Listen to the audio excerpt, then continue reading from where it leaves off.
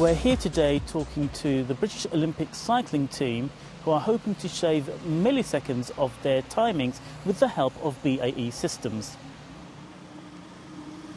I'm the project manager at BAE Systems and I control the UK Sport BAE Systems Technology Partnership.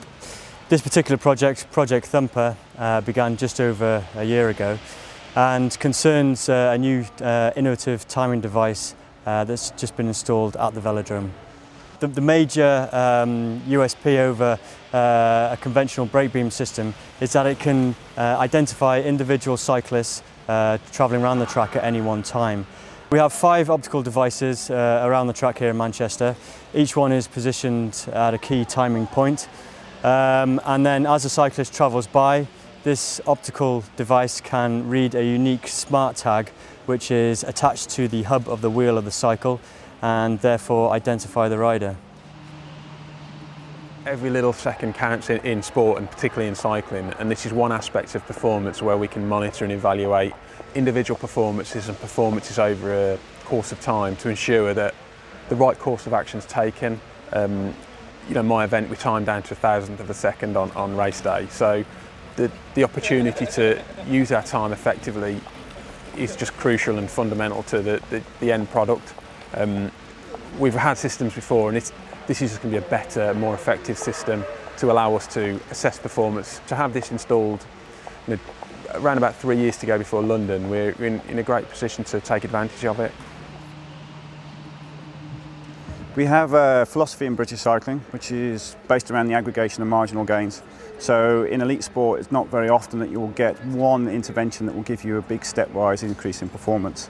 So rather than looking for one thing that gives us a 10% increase in performance, we'll look for 10 things that give us a 1% increase, add those things together and get the stepwise improvement.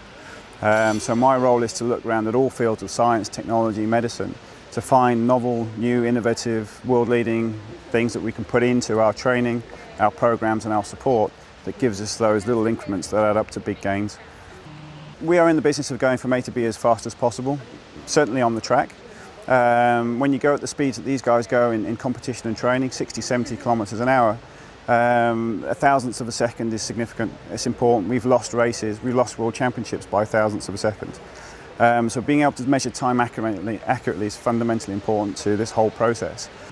Some people might say it's simple to get a system that times from A to B on a track, but the technology has to fit with the technology that we already use on the bikes, which is the small computers and power measurement systems.